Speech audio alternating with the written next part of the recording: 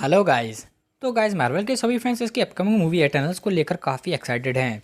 लेकिन क्या एमसीयू हमें एक एटर्नल पहले ही दिखा चुका है? तो गाइस क्या थैनोस सच में एक एटर्नल है, और अगर है तो वो दूसरे एटर्नल से इतना अलग क्यों है? कॉमिक्स में थैनोस सच में एक एटर्नल है। वैसे तो एमसीयू हमें पहले ही थैनोस की बैक स्टोरी दिखा चुका है, लेकिन वो बस उसकी पिक्चर का एक छोटा सा टीजर था। एटर्नल्स एक ऐसे ग्रुप की स्टोरी है जो हज़ारों सालों से अर्थ पर रह रही है, और क्योंकि वो इमॉर्टल हैं इसलिए उनका मरना भी इतना आसान नहीं है। लेकिन एमसीयू कितने साल की जर्नी में ऐसे सुपर हीरोज़ का छुपे रहना आसान नहीं होता। एटर्नल्स मूवी में एटर्नल्स को एक मिशन दिया गया है जो कि उनके क्रिएटर सेलेस्टियल्स ही देते हैं। उनका मिशन सेलेस्टियल्स के सबसे बड़े दुश्मन डेविएंट्स को हराना था, और इसलिए ये मूवी कम से कम 10 एटर्नल्स को दिखाएगी, जिसमें से कुछ को हम पहले ही मूवी के शॉर्ट टीज़र और पोस्टर में देख चुके हैं। ये मूवी एमसीयू के पास्ट को भी इसमें दिखा सकती है, जिसमें बेबीलोन जैसी जगह भी दिखाई जाएंगी। और क्योंकि ये स्टोरी हज़ारों साल पहले की है, इसलिए इसमें एमसीयू के पेशन के कुछ मरे हुए कैरेक्टर्स को भी दिखाया जा सकता है, जिसमें से एक थैनोस है। और ये बनता भी है क्योंकि कॉमिक्स में थैनोस और एटर्नल्स का काफ़ी डीप रिलेशन भी है। एटर्नल्स को सेलेस्टियल्स ने बनाया था। जब सेलेस्टियल्स अर्थ पर आते हैं तो वो यहाँ के लोगों के डीएनए के साथ एक्सपेरिमेंट करने की कोशिश करते हैं, जिसमें वो दो तरह के एक्सपेरिमेंट्स बना देते हैं, एटर्नल्स और डेविएंट्स। एटर्नल्स अच्छे हैं जो इंसानों जैसे ही दिखते हैं, लेकिन वो इमॉर्टल हैं। लेकिन डेविएंट्स उनका डीएनए काफ़ी अनस्टेबल था, इसलिए सेलेस्टियल्स के लिए वो बस एक फेलियर थे। और वो दिखने में भी मॉन्स्टर जैसे थे, लेकिन वो मॉडल नहीं थे। और क्योंकि वो इंसान जैसे नहीं थे, इसलिए उन्होंने खुद के लिए एक अंडरग्राउंड सिटी बना ली और वहाँ छुप कर रहने लगे। लेकिन एटर्नल्स क्योंकि वो इंसान जैसे ही थे, इसलिए वो उन्हीं के साथ रहने लगे।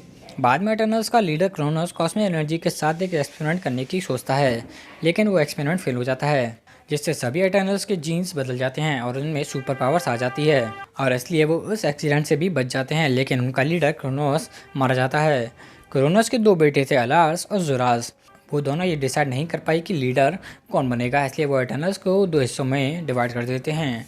जोरास अपने साथ एटर्नल्स को लेकर एक नई सिटी बनाता है और उनका ओलंपियन लीडर बन जाता है, जबकि एलार्स अपनी टीम के साथ अर्थ को छोड़ देता है और सेचन के मून टाइटन पर अपनी कॉलोनी बनाता है, और टाइटेनियन एटर्नल्स का लीडर बन जाता है।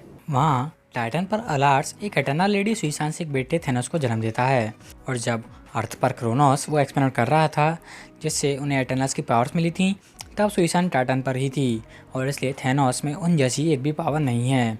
सिर्फ उसका पिता एलार्स के पास वो सब पावर्स हैं। लेकिन यहाँ एक फन फैक्ट वाली बात यह है कि थेनोस का खून का रिश्ता थेना से है, जिसका रोल मूवी में एंजेला जोली प्ले कर रही हैं, और थेना जोरास की बेटी है। इसका मतलब है कि वो दोनों सच में कजन्स हैं। लेकिन इस रिश्ते के बावजूद थेनोस ओलंपियन एटर्नल से ज़्यादा नहीं मिलता, और इसलिए कॉमिक्स में वो लोग बहुत ही कम बार मिलते हैं। लेकिन अर्थ के एटर्नल्स की तरह टाइटेनियन एटर्नल्स भी इंसान जैसे ही दिखते हैं, जिसमें एलार, सुइसान, थैनोस का बीटा स्टाफ और सभी शामिल हैं। लेकिन फिर थैनोस इतना अलग कैसे है? ऐसा इसलिए क्योंकि थैनोस डेविएंट सिंड्रोम के साथ पैदा हुआ था, जिसकी वजह से वो अपने जैसों से अलग दिखता था। लेकिन इस म्यूटेशन की वजह से थैनोस में कुछ अलग अलग एबिलिटीज़ और कुछ डेविएंट जैसी पावर्स भी थीं, लेकिन वो अभी भी एक एटर्नल ही था। लेकिन इससे क्वेश्चन बनता है कि क्या एमसीयू का थैनोस भी एक एटर्नल है? इस सवाल का जवाब तो अभी मेरे पास नहीं है, लेकिन थैनोस की पॉपुलैरिटी को देखते हुए एमसीयू इसको पॉसिबल कर सकता है और थैनोस की इस बैक स्टोरी को बिग स्क्रीन पर दिखा सकता है। लेकिन एमसीयू ने इतने सालों में इसके बारे में ज़्यादा कुछ नहीं बताया, चाहे वो इन्फिनिटी वॉर हो या एंड गेम।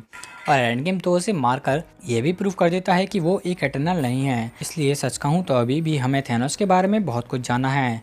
इन्फिनिटी वॉर ही बताती है कि थैनोस के साथ ही टाइटन ज़्यादा पॉपुलेशन और रिसोर्सेज की कमी के चलते मारे जाते हैं, लेकिन मूवी में वो इतने दूर थे इसलिए ये बताना इम्पॉसिबल है कि वो एक्चुअल में कैसे दिखते हैं।